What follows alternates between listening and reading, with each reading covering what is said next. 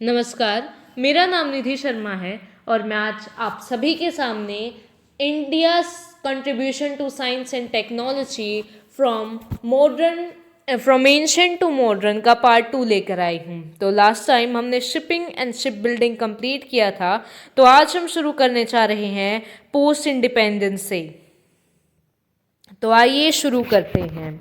सबसे पहले है India has witnessed considerable growth in the field of science and technology post-independence.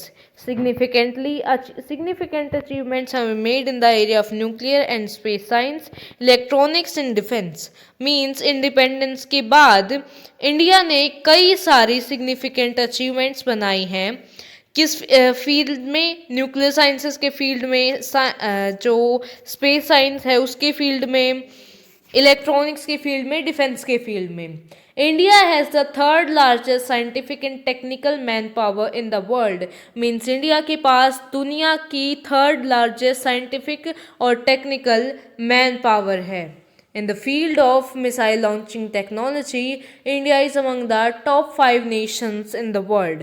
मतलब missile launching technology के field में इंडिया वर्ल्ड के टॉप 5 नेशंस में आता है। Science and technology was brought into the mainstream of economic planning with the establishment of Department of Science and Technology DST in May 1971।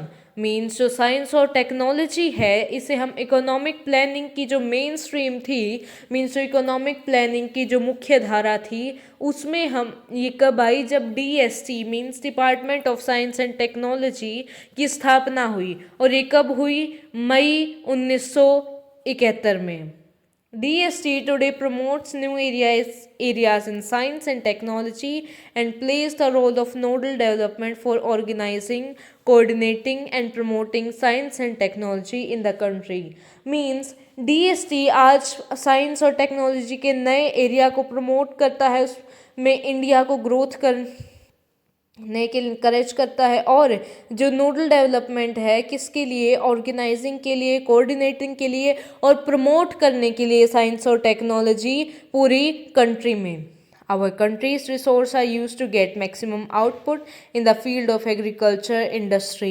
Means हमारे जो country के resource हैं उनका मैक्सिमम आउटपुट हम एग्रीकल्चर और इंडस्ट्री के फील्ड में output हम उसका लेना चाहते हैं। मीन्स हमें यूज़ करते हैं, हम उसमें चाहते नहीं, यूज़ करते हैं। Indian scientist are making path breaking researches in the fields of agriculture, medicine, biotechnology, cold region research, communication, environment, industry, mining, nuclear power, space and transportation.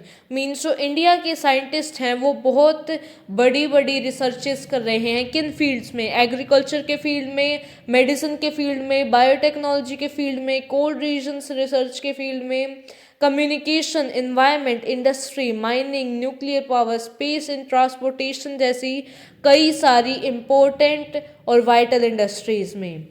Now, India has expertise in the field of astronomy and astrophysics, liquid crystals, condensed matter physics, molecular biology, virology and crystallography, software technology, nuclear power and defense research and development. Means India अब जो field है astronomy और astrophysics के, जिनके बारे में हम universe में पढ़ते हैं, liquid crystal, condensed matter physics, molecular biology, virology means जो वायरस के बारे में जो स्टडी होती है, crystallography, software technology, nuclear power and defence research and development में इंडिया के पास अब एक्सपर्टीज है। नेक्स्ट टॉपिक है atomic energy. Main objective of India's nuclear energy programme is to use it to generate power and apply the technology for further progress in agriculture, medicine, industry and research. Means India का objective nuclear programme का है कि हम उसे power generate करें, इस technology को agriculture, medicine और बाकी इंडस्ट्रीज़ में अप्लाई करें जिससे उनमें और प्रोग्रेस हो। India is today recognized as one of the most advanced country in nuclear technology. India आज जो दुनिया की सबसे एडवांस्ड कंट्री है न्यूक्लियर टेक्नोलॉजी के फील्ड में, उनमें गिनी जाती है। Accelerators and nuclear power reactors are now designed and built indigenously. Means एक्सलरेटर्स और न्यूक्लियर पावर रिएक्टर हैं वो अब इंडिजीनियसली मीन्स इंडिया में ही बिल्ड होते हैं और इंडिया में ही डिज़ाइन होते हैं। और इंडिया का पहला न्यूक्लियर रिएक्टर था जिसका नाम था अप्सरा। नेक्स्ट है space. Indian space research organisation ISRO.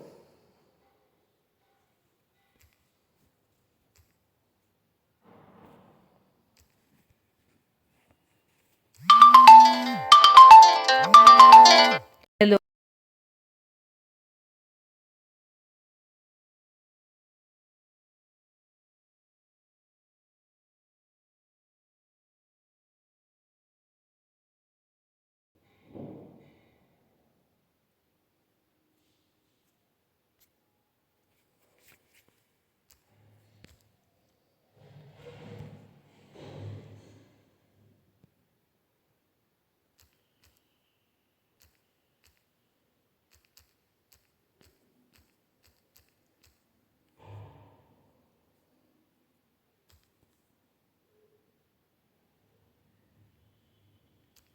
First mission था मून पे वो था 2008 में चंद्रयान 1। ठीक। नेक्स्ट है it was the Indian Space Research Organization ISRO under the Department of Space DOS is responsible for research, development and operation in the space through satellite communication, remote sensing for source survey, environmental monitoring, meteorological services and so on. Means जो इसरो जो कि department of science के under आता है ये responsible है space में जो भी ऑपरेशंस होते हैं और डेवलपमेंट्स होते हैं उसके लिए, satellite communication, remote sensing, resource survey के लिए, इन्वायरमेंटल मॉनिटरिंग के लिए, मेट्रोलॉजिकल सर्विस के लिए और भी कई सारी चीज़ें। India is only third world country to develop its own remote sensing satellite. Means India पूरे देश की तीसरी ऐसी कंट्री है जिसने खुद की रिमोट सेंसिंग सैटेलाइट्स बनाई है और पूरे वर्ल्ड की में सिर्फ 3 ही ऐसी कंट्री हैं जिनके पास खुद की रिमोट सेंसिंग सैटेलाइट्स हैं।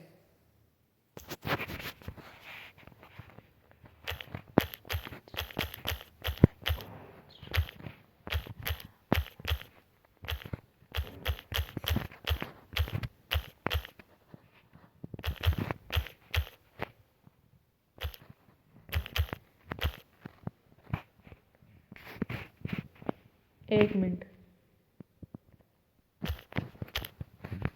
And regional laboratories have been set up. Means जो इंडिजीनियसली मैन्युफैक्चर प्रोडक्ट्स हैं उनकी क्वालिटी अपग्रेड करने के लिए एक सीरीज की टेस्ट है, डेवलपमेंट सेंटर है और रीजनल लेबोरेटरीज भी सेटअप की गई हैं। The centre for electronic design and technology help small and medium electronic unit, मतलब ये जो सेंटर है इलेक्ट्रॉनिक डिज़ाइन और टेक्नोलॉजी के लिए ये जो छोटी और मीडियम इलेक्ट्रॉनिक यूनिट्स हैं उनकी हेल्प करती हैं।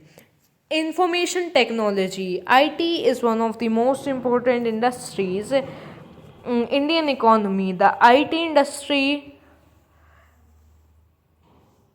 of India has registered huge growth in recent years. The IT industry grew from $150 million in 1990-91 to whopping $500 billion in 2006-7. Means जो आईटी इंडस्ट्री है उसने रिसेंट के ईयर्स में बहुत ज़्यादा बड़ी ग्रोथ रजिस्टर की है, जिसमें जब 1990 और 91 में जो इंडिया की आईटी इंडस्ट्री थी ये $150 मिलियन थी और 2006-7 तक आते आते ये $500 बिलियन हो गई। In the last 10 years, IT industry in India has grown an average annual rate of 30%. Means जो आईटी इंडस्ट्री है इंडिया की उसने एक एवरेज जो उसका एनुअल ग्रोथ रेट था वो था 30%। नेक्स्ट है oceanography. Means India has a coastline of more than 7,600 kilometer and 1,200 250 island. Means जो इंडिया की कोस्ट लाइन है वो है 7600 किलोमीटर्स और 1250 इंडिया के पास टोटल आइलैंड्स हैं। The department of ocean development was establish in 1981 to ensure optimum utilization of living resources, exploitation of non-living resources such as hydrocarbons and mineral, and production of ocean energy। Means जो department of ocean development है जिसकी जो establish हुआ था 1981 में, ये ensure करता है कि लिविंग रिसोर्सेज का हम ऑप्टिमम यूज़ करें। ठीक है, जो नॉन लिविंग रिसोर्सेज है जैसे हाइड्रोकार्बन, मिनरल और जो प्रोडक्शन होती है ओशन एनर्जी को, नॉन लिविंग रिसोर्सेज को, लिविंग रिसोर्सेज को कम एक्सप्लॉइट करें, नॉन लिविंग रिसोर्सेज को पूरा यूज़ करें हम। Two research vessels FORV Sagar Kanya and FORV Sagar Sampada are assessing and evaluating the resource potential. Means India के पास से 2 रिसर्च वेसल्स गए हैं, कौन सी? FORV सागर कन्या और FORV सागर संपदा, जो असेस कर रहे हैं और इवेल्युएट भी कर रहे हैं कि रिसोर्स का पोटेंशियल कितना है। Surveys and exploration efforts have been directed to assess seabed topography and concentration and quality of mineral nodules। Means जो सर्वे हैं और एक्सप्लोरेशन के एफर्ट्स किए गए हैं जिससे हमें जो सी बेड की जो टोपोग्राफी है, मीन्स वहाँ पर कैसी वेजिटेशन मिलती है, कैसा उसका स्ट्रक्चर है, मीन्स उसकी ज़मीन कैसी है, इसके बारे में, और वहाँ पर जो मिनरल नोड्यूल्स हैं उनकी कंसंट्रेशन और क्वालिटी के बारे में। India has sent 13 research expedition to Antarctica since 1981। Means India ने 13 रिसर्च एक्सपीडिशंस भेजी हैं अंटार्कटिका में 1981 तक। मीन्स पहले एक्सपीडिशन गई थी 1981 में। It has established a permanent manned base Dakshin Gangotri. Means India ने एक परमानेंटली मैंड बेस जिसका नाम है दक्षिण गंगोत्री, वो कहाँ सेटअप किया है? अंटार्कटिका में। यहाँ पर मीन्स जो साइंटिस्ट हैं वो रहते हैं और रिसर्च भी करते हैं। A second permanent station, an entirely indigenous effort, was completed by 8th expedition। Means जो दूसरा जो हमारा मैंड बेस था वो कम्प्लीटली इंडिजीनियस एफर्ट था। मीन्स उसमें कम्प्लीटली जो उसको बनाया गया था, डिज़ाइन किया गया था, वो सब कुछ इंडिया में हुआ था और ये 8th एक्सपीडिशन में कंप्लीट हो गया था। The objective was to study the ozone layer and the important constituent like optical aurora, geomagnetic pulsation related phenomena। Means इसका ऑब्जेक्टिव क्या था कि हम क्यों वहाँ मैंड बेस बना रहे हैं? इसका ऑब्जेक्टिव था कि हम ओजोन लेयर को स्टडी करें, ऑप्टिकल अरोरा को स्टडी करें, जियोमैग्नेटिक पल्सेशन और जिससे रिलेटेड फिनोमिनन्स हैं उनको स्टडी करें।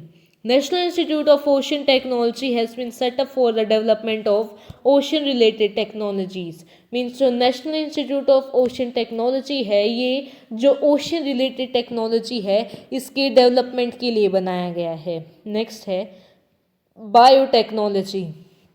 India has been a front runner among the developing countries in promoting multidisciplinary activities in this area, recognizing practically unlimited possibility of their application in increasing agriculture and industrial production, improving human and animal life। Means India जो developing countries हैं उनमें सबसे आगे रहा है, किस लिए?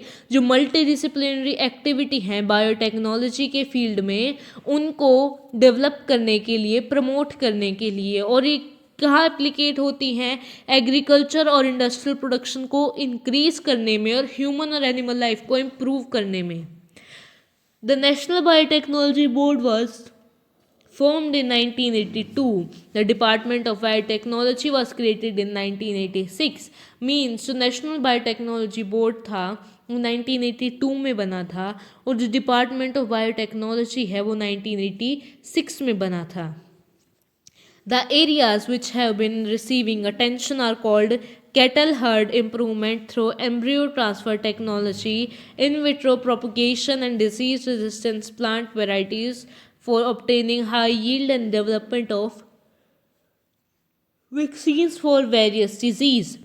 Means जो डिपार्टमेंट ऑफ बायोटेक्नोलॉजी जो कि 1986 में क्रिएट हुआ था, the area which have been receiving attention, means जो एरिया जो जिन्हें अटेंशन मिल रही है वो है कैटल हर्ड इम्प्रूवमेंट के लिए जो और ये कैसे हो रहा है, एम्ब्रो ट्रांसफ़र टेक्नोलॉजी से, इन विट्रो प्रोपोगेशन से, किसकी, डिजीज रेजिस्टेंस प्लांट वेराइटीज़ की, for obtaining high yield varieties and development of vaccines for various disease. Next है council of scientific industrial research. Council of Scientific and Industrial Research CSIR was established in 1942. Means जो CSIR है उसकी establishment 1942 में हुई थी and is today the premier institute for scientific industrial research. Means ये आज एक प्राइमरी इंस्टीट्यूट है किसके लिए, जो साइंटिफिक इंडस्ट्रियल रिसर्च है उसमें. It is a network of 40 laboratories, 2 cooperative industrial research institution and more than 100 extension and field centers. Means CSIR के 40 लेबोरेटरी है, 2 कोऑपरेटिव इंडस्ट्रियल रिसर्च इंस्टीट्यूशंस हैं और 100 से ज़्यादा एक्सटेंशंस हैं और फील्ड सेंटर्स हैं. एक लीडिंग रोल प्ले करता है किस में, जो टेक्नोलॉजिकल मिशन जो इनके गवर्नमेंट सपोर्ट करती है उनमें अपना लीडिंग रोल फुलफिलमेंट करने के लिए. ठीक है, तो बस आज के लिए इतना ही. आशा करती हूँ आपको ये लेक्चर पसंद आया होगा. जल्दी ही मिलते हैं चैप्टर 2 के साथ. धन्यवाद.